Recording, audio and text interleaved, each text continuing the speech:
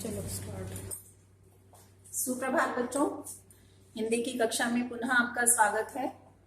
हमने इससे पहले के अपने कालांश में संधि विषय पर चर्चा की थी और मैंने आपको बताया था कि संधि किसे कहते हैं, वर्ण किसे कहते हैं, वर्ण के कितने भेद होते हैं, उसके आधार पर संधि के कितने भेद होते हैं और साथ ही यण दीर्घ संधि और गुण संधि दोनों संधि मैंने आपको समझाई थी। आशा है आप लोगों ने अभ्यास भी किया होगा और आपको समझ भी आ गया होगा। आज हम उसी पाठ को आगे बढ़ाते हुए यण संधि और वृद्धि संधि का कार्य करेंगे, उसको समझेंगे, उसका अभ्यास करेंगे। अब हम यण संधि से प्रारंभ करेंगे अपना आज का कार्य।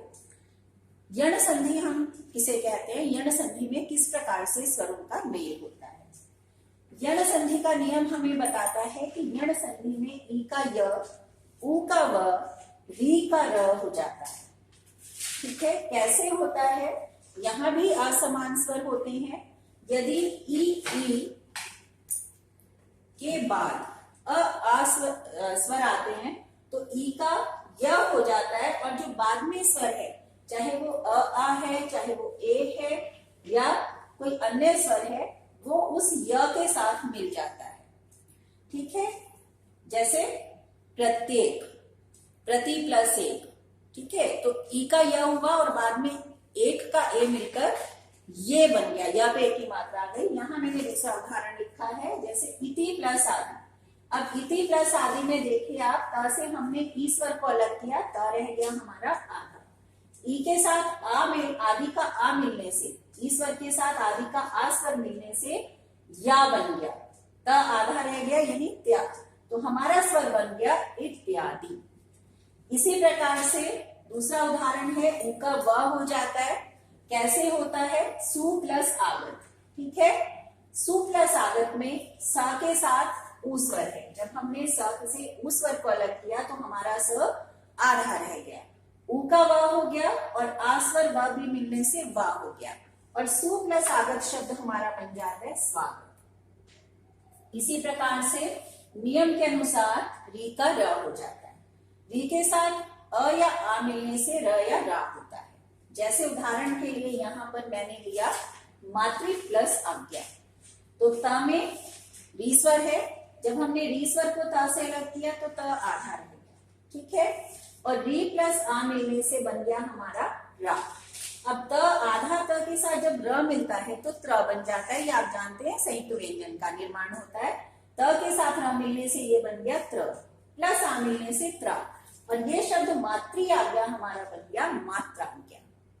तो यहाँ पर ई का य, ऊ का व, री का र, और इस प्रकार से नए शब्दों का, नए स्वरों का निर्माण होकर नए शब्दों का निर्माण होता है। इति प्लस आदि इत्यादि, सु प्लस आगत स्वागत, मातृ प्लस आज्ञा मात्रा आज्ञा।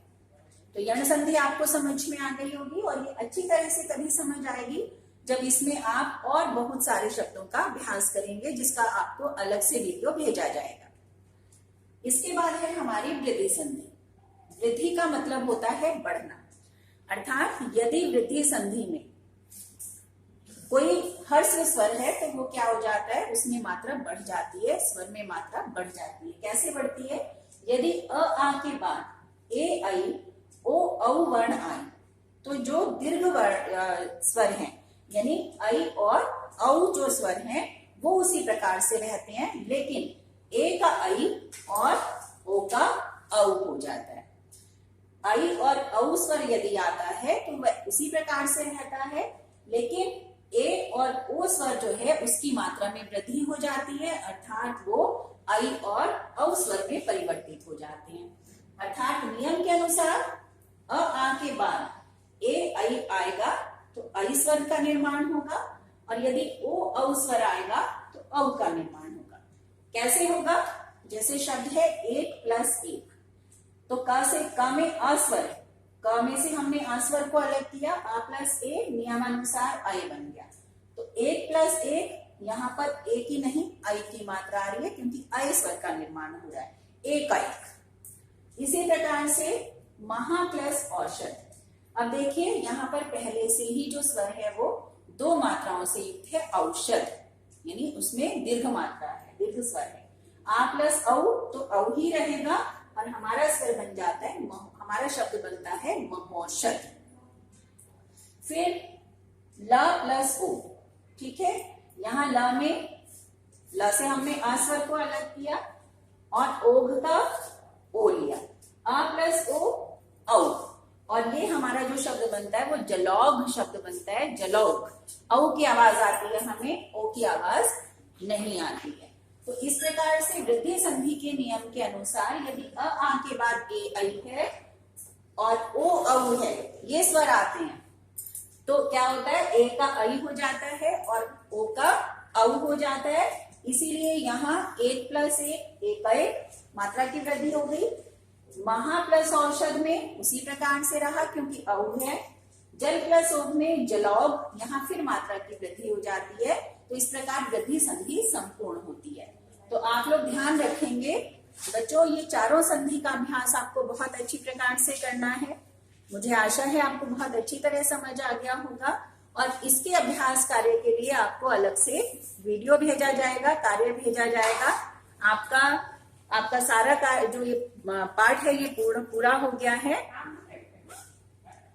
आपका दिन मंगलमय हो। धन्यवाद। यहाँ